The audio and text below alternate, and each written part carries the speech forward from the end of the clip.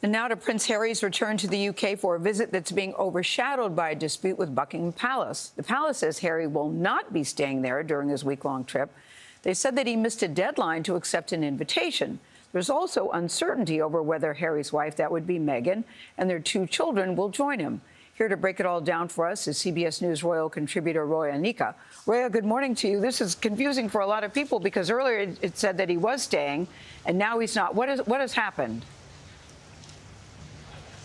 Morning, Gayle. Well, this whole trip this week here has been completely overshadowed by this ongoing war of words between Harry and his camp and Buckingham Palace and the King. And we had all expected possibly that Harry would stay in a royal residence, Buckingham Palace. We knew the King had offered him a place to stay. The mood music around that was that Harry didn't want to do that. We then heard very dramatically yesterday morning from Harry's camp that he would be staying. Minutes later, Buckingham Palace corrected that and said he won't be staying. He didn't meet the deadline. He ignored the offer, rejected it, and then accepted it. On top of that, crucially, we've been told by Buckingham Palace and sources close to the King there was nervousness and what's been described as a constitutional complexity around the fact that that long-running court battle against the publishers of the Daily Mail, which we are due to hear the judgment on that today, there was a feeling it was a bit of nervousness that if Harry went to stay at Buckingham Palace just hours after that judgment came, that might place the King in a difficult constitutional situation. So it is slight chaos.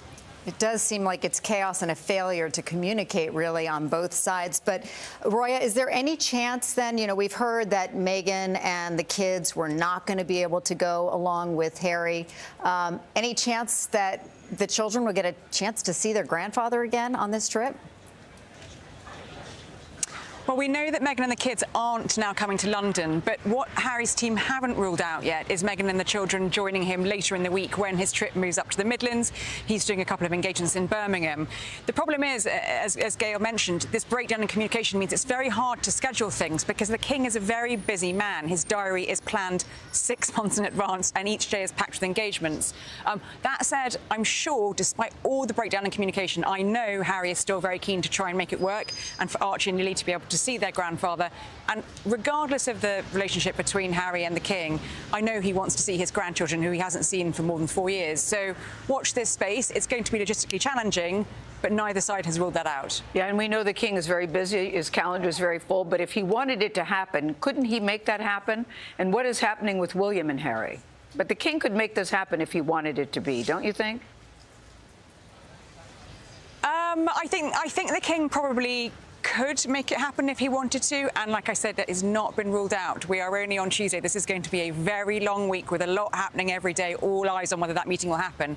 In terms of the brothers, William and Harry, absolutely no chance they'll be seeing each other on this trip over by Harry. They haven't spoken for more than 4 years. It's a complete non-starter, that relationship. No comms whatsoever. Still very sad, and I don't see that changing anytime soon, unfortunately. Yeah, I still hold out hope. I see William and Kate and their kids, and their cousins have never met. I still hope that they can all work it out one day. Roya Nikkhah, we thank you.